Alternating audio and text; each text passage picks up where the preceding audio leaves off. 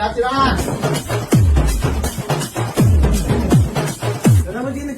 না, এখানে আমার বাঘ কাটা হবে কাছে আমি কাজ দিনে দাঁড়ায় আছি।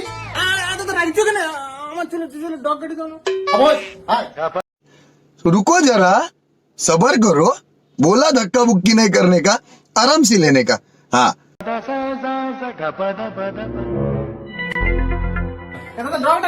আরে তুই চুপচাপ বস না, তাহলে এটা আমাদের থেকে এক্সপিরিয়েন্স। আমার চুলটা কাটি দিব না।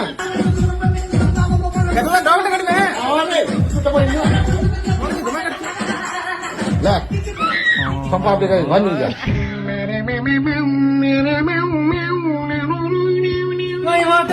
আমি চুলের ডগ কাটতে বলে পুরো চুলটা কাটে শেষ করে দিলাম। কেন কাটিছি? তুই তো বলে ডগ কাটি, ডগে তো কাটি। আরে ডগ কেন আমি মেয়ের মতন একটু একটু ডগ কাটতে বললাম। তো মিয়ার মতন ডগ কাটি তুই পাল্লা চলে যা, এখানে গান মারাতে আইছু।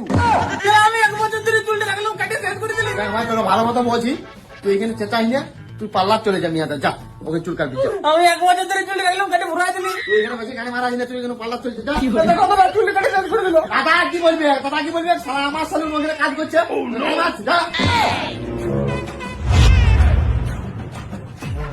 আমি সবাইকে বলে তোমার নুন চাপা চুল কাটতে যাবে না, কেউ আসবে না তোমার দোকান। তুই আবার চেঁচা, তুই শালা দেখে তুই খুঁটটুয়া এমন উপর থেকে নিচ চোখে চালা দিব না, সে লালা বের করে মতো দেখাবে।